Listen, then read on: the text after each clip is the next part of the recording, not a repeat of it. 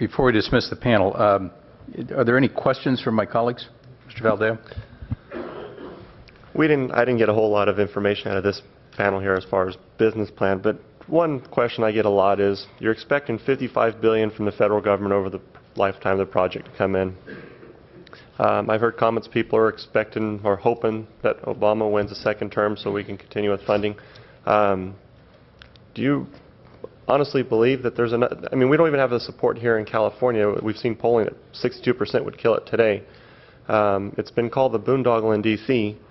Where do you expect to get the votes for $55 billion more, even if Obama does get a second term? He doesn't have control of one house, and will he have control of the second house? I mean, we're hinging a lot, breaking the ground next year on over 50% of what your numbers are $100 billion. This is over 50% of the cost of the project. Do you really expect us to believe that we're going to get $55 billion for this project? Assembly member, very quickly on that. I mentioned that our focus is on the initial operating segment. The initial operating segment would cost about $30 to $33 billion. Of that, we have $3 billion of federal funds now. There's up to $9 billion of bond money. So we're relatively far When you say along. $9 billion of bond money, that's only if you get matched from the feds, right? That's correct, sir. So you only have $6 billion total.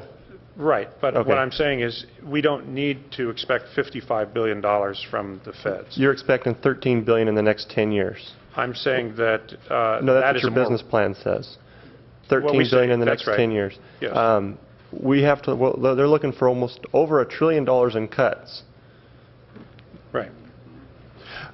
Assemblyman, this comes back to the same question, which is if we don't do this, which is a policy choice that we could make, we will have to spend perhaps twice those amount of dollars for equivalent mobility facilities for people in California.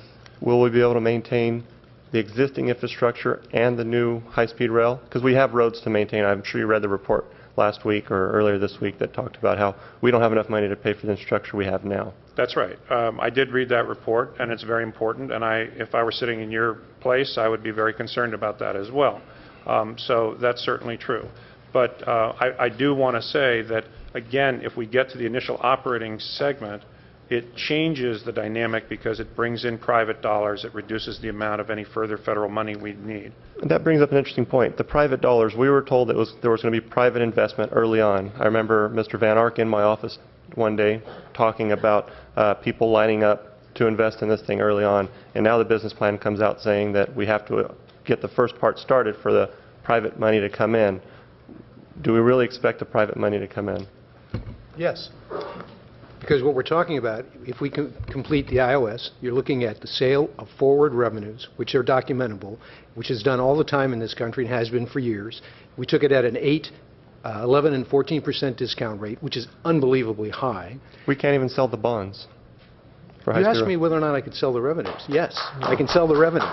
You want to ask me about the bonds? I venture to guess we could sell the bonds. The state of California bonds happen to sell, buy a lot of them. But the point is, Assemblyman, you asked me a specific question, and I'm answering it. The fact is that the sale of future revenues is a standard business in this country in all capital markets.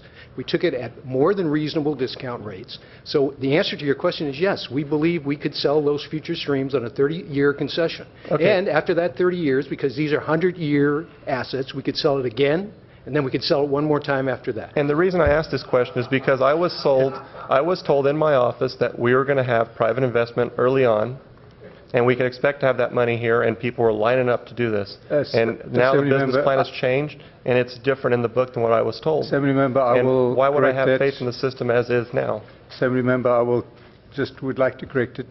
I have said, and I will say again, the people that want to fund these projects do speak to us, and they still continue to speak to us, and I've said that before.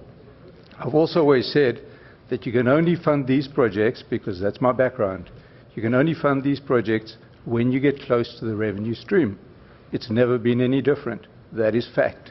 And this is exactly what the business plan is saying. When you get close to the revenue stream, that's when you can sell that revenue stream. You cannot get people in upfront without that promise that there's going to be a revenue stream. So the business plan is got exactly in here what we had discussed.